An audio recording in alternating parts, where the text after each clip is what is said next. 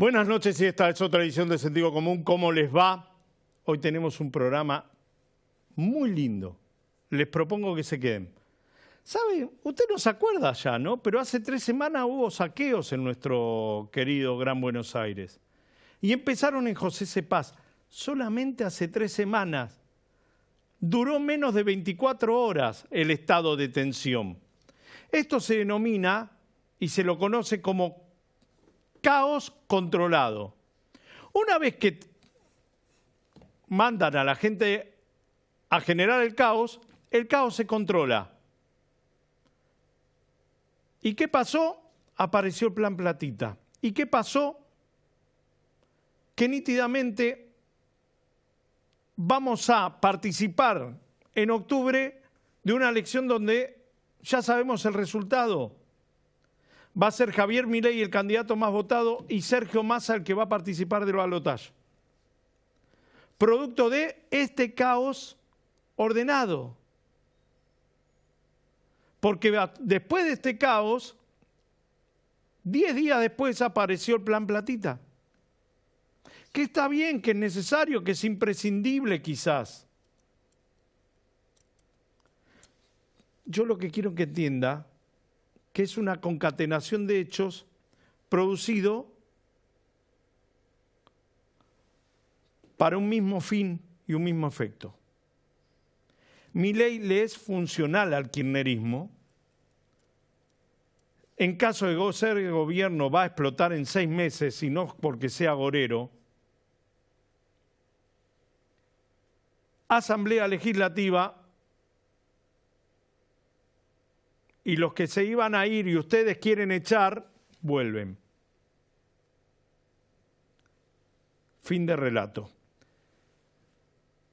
Lo entrevistamos a Willy Cohen, periodista, especialista en materia económica, pero además un tipo que vos sabés que sabe de lo que está hablando, que no te está chamullando, que es muy simple. La tabla del 2 es la del 2. 2 por 2 no pueden dar 5. Willy lo explica como pocos. Willy escribió un libro, Somos Nosotros. Y creo que este es el secreto. Podemos tener a Milei como presidente porque somos nosotros. Willy, gracias por la posibilidad que me das de charlar de economía y entender un poquito. Siempre te escucho y aprendo. Y los otros días utilizaste una frase que para el argentino mayor de 40 años provoca algún tipo de pánico, que tiene que ver con el proceso de el plan Bonex. Es decir, primero, para poner en caja y hacer una dolarización, por ejemplo, primero se va a poner un plan Bonex, después se va a estabilizar y recién ahí empieza la dolarización. Y vos recordaste el proceso que vino previo a la convertibilidad para eso.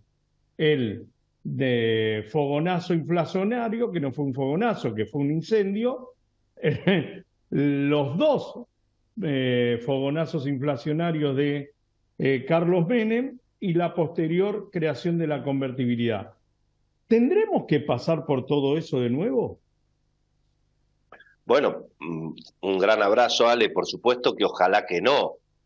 Desde luego que ojalá que no, y por supuesto no está dicho que Argentina tenga que repetir esa tragedia que ocurrió en 2 oportunidades. Eso ocurrió en el 89-90 y también en el 2001-2002. Por supuesto que eso finalmente es el final de una historia de una gran irresponsabilidad en el manejo de las finanzas y de la economía a nivel nacional, de unos déficits fiscales descomunales que no los tiene nadie, no los tiene ni los ha tenido ni Brasil, ni Chile, ni Uruguay, ni Paraguay, porque en definitiva, cuando se ve que la inflación en Argentina es 10 veces la del resto de los países vecinos, pero eso es porque el déficit fiscal de la Argentina y la emisión monetaria de papel pintado para cubrir ese déficit fiscal es descomunal, y no solamente es emisión, sino que es tomar deuda, y por lo tanto la tasa de interés cada vez es mayor, y al mismo tiempo, para que la gente mantenga los depósitos en moneda nacional en los bancos, la tasa de interés tiene que ser cada vez más alta, porque la inflación es cada vez más alta, y eso produce que no solamente se tenga que emitir para cubrir el déficit entre lo que se recauda y se gasta, sino que después además hay que emitir para pagar los intereses de la deuda. Y es algo que la Argentina ha visto muchas veces en su historia, y yo creo que esta vez uno de los grandes desafíos que hay en materia económica y política es tratar de no repetir esa historia, porque eso, por supuesto, no hace otra cosa que hacer explotar la pobreza, hacer explotar, digamos, el atraso, lógicamente contribuir a que cada vez haya menos gente dispuesta a traer sus ahorros a la Argentina. Bueno, es una historia que por supuesto la Argentina ya la vivió. Ahora, digamos, lo que yo estoy planteando en este momento es, en lugar de estar discutiendo y perdiendo el tiempo en el eslogan de la dolarización, como tantos eslogan de campaña electoral, como fue el salariazo de Menem en el 89 o la revolución productiva, digamos, en lugar de estar discutiendo todos estos eslogans, lo que me parece que la Argentina tiene que estar discutiendo es cómo no repetir, con Milei o sin Milei, con Massa o sin Massa, con Patricia o sin Patricia, porque la dinámica de lo que hemos hecho en los últimos 20 años, pero sobre todo en los últimos 4 años, y bueno, amerita tener que sentarse a frenar esa dinámica que es básicamente más déficit fiscal, atrasar el tipo de cambio, o sea, todo lo que está haciendo hoy Sergio Massa. Entonces, digamos, el alerta en todo caso es, che, mirá, lo que hay que hacer es tratar de evitar que se termine como se terminó en el 89 o como se terminó en el 2001, donde finalmente, bueno, se produce una situación donde se quiebra completamente la confianza y bueno, y naturalmente esa bola de nieve de pesos antes de australes, y bueno, evidentemente es lo que genera la aceleración inflacionaria y el peligro de tener finalmente una hiperinflación, porque en todo caso la dolarización por las malas es la que estamos viendo ahora, es la que está ocurriendo ahora. Y por supuesto puede ser mucho más grave. Lo que nosotros, digamos, lo que necesita el país es aprender de aquellas malas experiencias y en todo caso recomponer la confianza para que los dólares que están en poder de la gente, de las empresas, de las familias, y bueno, vuelvan al circuito económico.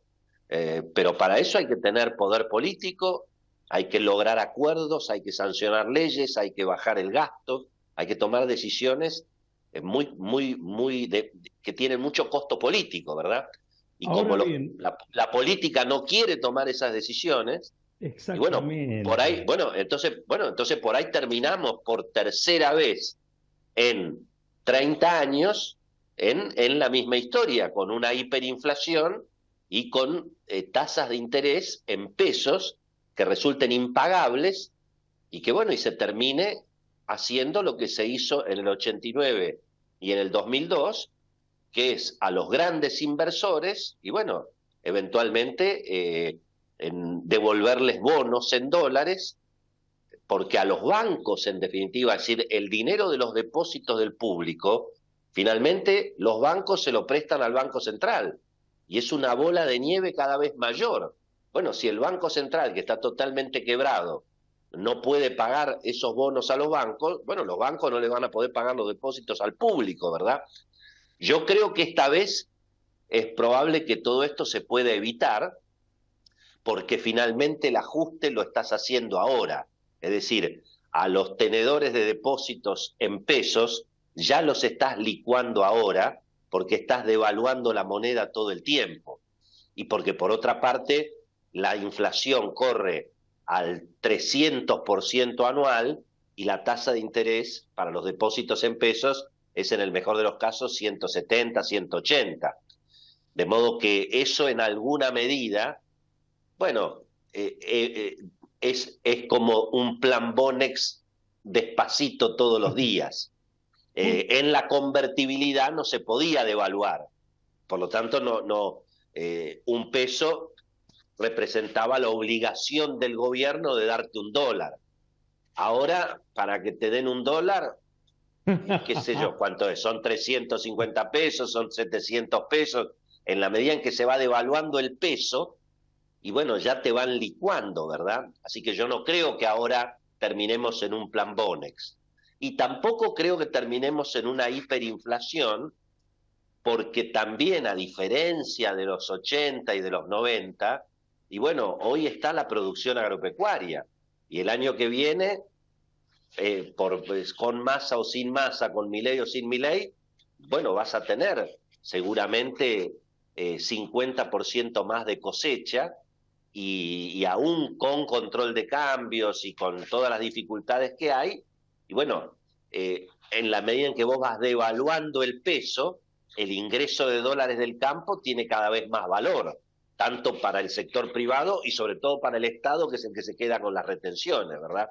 Entonces yo tampoco creo que vayamos a un escenario de hiperinflación, pero por supuesto que todo eso depende de cómo termine el gobierno de Alberto Fernández, de quién gane las elecciones, de cómo sea el proceso de transición entre octubre, noviembre y el final del mandato en diciembre, y por supuesto de la gestión, de qué es lo que hagan los nuevos que lleguen, ¿no? ¿Por qué insistís que somos nosotros? Bueno, porque yo creo que en el fracaso que a mí por lo menos me tocó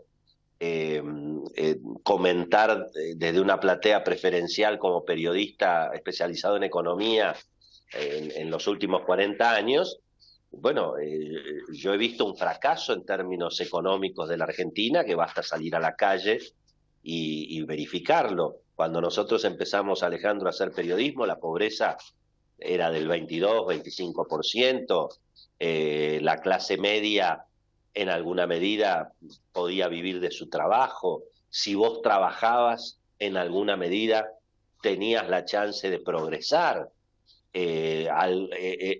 hubo crédito hipotecario, es decir, la Argentina de hoy está realmente enormemente peor que la que era hace 20 años o hace 40 o hace 60 años, ¿verdad? Y creo que en ese retroceso, claramente todos tenemos algún grado de responsabilidad, por supuesto muy distintas, ¿no? Hay distintas responsabilidades, pero creo que la clase dirigente, y cuando hablo de la clase dirigente hablo de la política, de la dirigencia empresaria, de la dirigencia social, de los medios de comunicación, creo que en alguna medida todos hemos contribuido con distintos grados de responsabilidad a este fracaso, ¿no? Y vos fíjate que hoy se está viendo en forma cotidiana un comportamiento que la Argentina ha tenido, y casi te diría desde la Revolución de Mayo a la fecha, ¿no? En materia de su clase dirigente, que es que los que están en el gobierno no se quieren ir. El que llega al gobierno, militar, civil, por la buena, por la mala, no se quiere ir. Y por lo tanto, ¿qué hace para no irse?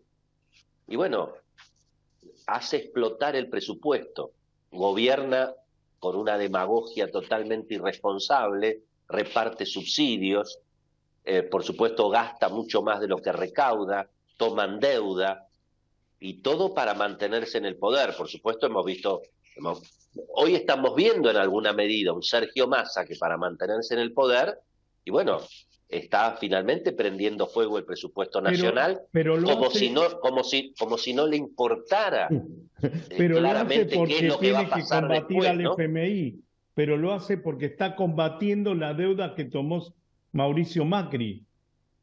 Esto es lo que Bueno, dice.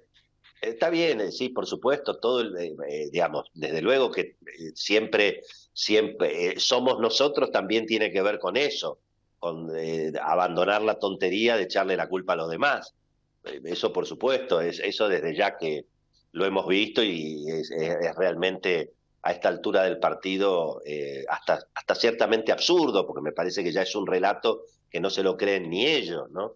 Eh, Pensar que al Fondo Monetario no se le ha pagado finalmente ni un dólar y el Banco Central se ha vaciado por la política de la inflación y el cepo cambiario y sobre todo el control de cambios, digamos que esta es otra característica que hemos visto en la Argentina del fracaso de tantos años, que es este cuento del Estado presente. Tiene que estar el Estado presente en el mercado cambiario para administrar los precios, ¿no? Para el comercio administrado. ¿Cómo terminó esa historia? Y bueno, con los acomodados de la sociedad, los sectores altos y medios altos, viajando en primera clase con los dólares del Banco Central, comprando en el duty free sin pagar impuestos, arrasando. ¿Quién va al duty free? ¿El pueblo trabajador o los sectores altos y medios altos de la sociedad? Se han gastado miles y miles y miles de millones de dólares de las reservas en las compras del duty free. Ni hablar los empresarios que han cambiado sus automóviles, sus aviones, sus helicópteros, todos con el dólar oficial, y han pagado sus deudas con el dólar oficial, con el dólar del Banco Central, con el dólar que reclaman que les den los dólares el Banco Central, que son los dólares que pone el campo, que son los dólares que pone el sector agropecuario y los exportadores también de talento, a los cuales los esquilman, digamos. Es un modelo todo al revés, que lo que promueve es la importación, porque acá el que gana es el que le puede sacar al Banco Central los dólares a 350 pesos. Ha sido tal digamos, la estafa organizada y legalizada que ya no quedan dólares ni siquiera para comprar jeringas, porque se los ha gastado los dólares del Banco ¿O a Central. propósito?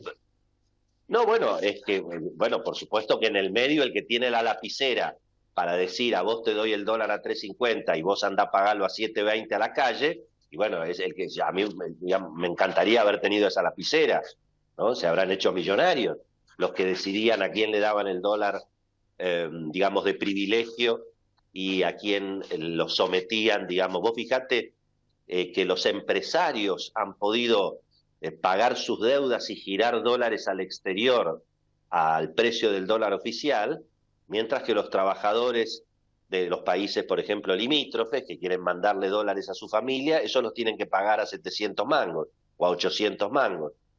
Es decir, todo eso es lo que ha estallado ahora y lo que estamos viendo y lo que estamos sufriendo hoy en la Argentina con este proceso inflacionario. No tiene nada que ver el Fondo Monetario, somos nosotros, ¿verdad? Porque al mismo tiempo los sectores de privilegio han respaldado este modelo. No hemos visto ninguna entidad empresaria reclamando que se libere el tipo de cambio, que se libere el comercio. Al contrario, lo que pedían durante todo el tiempo es mantener el privilegio de tener los dólares, que les den los dólares para producir. Ahora, vos y yo somos periodistas, tenemos que cambiar una computadora y nosotros también tenemos que trabajar y producir.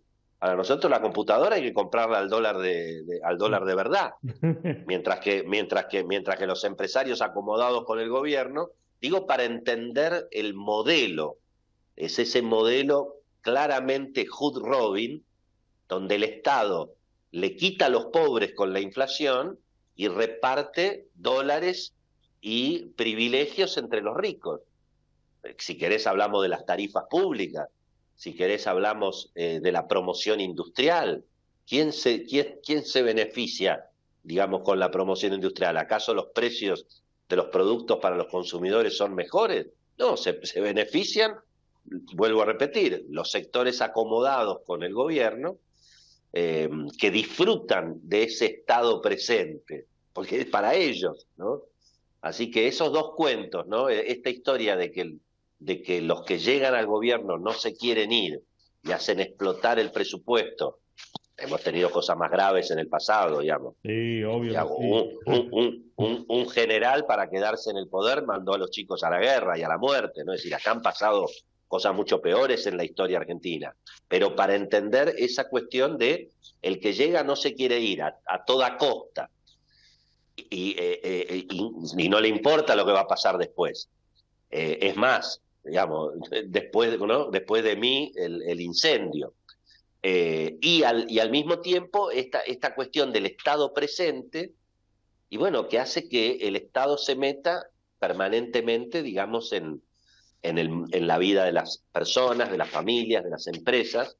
Creo que, bueno, en alguna medida el fenómeno Milei, como lo fue en su momento el fenómeno Menem, y bueno, tienen que ver con un hartazgo de la sociedad, también de ese modelo tan estatista, tan opresor, de Menem tanto no decía cepo, ¿no? lo de Milei, ¿eh? Menem venía con la Bueno, revolución productiva, ¿eh? Bueno, es lo mismo, digamos, Salariazo. salariazo y revolución productiva. Y este dice dolarización y casta. Bueno, ¿viste? Es campaña electoral, ¿entendés? Eslogan de campaña electoral que llegan en el momento justo, en el lugar justo. Me da esa sensación, ¿no? Igual hay mucho por ver todavía en materia electoral, ¿no? Willy, te agradezco enormemente este tiempo. Sé que siempre andás a las corridas y sé que tenés múltiples laburos, porque nosotros no podemos vivir de un solo laburo y tenemos la posibilidad de hacerlo donde nos gusta. Así que bueno, nada, te mando un gran abrazo y gracias por tu tiempo. Saludos. Abrazo, Ale, te leo siempre y te escucho, y un gusto y realmente placer para mí estar aquí contigo. Abrazo grande, gracias. Gracias, abrazo, Willy.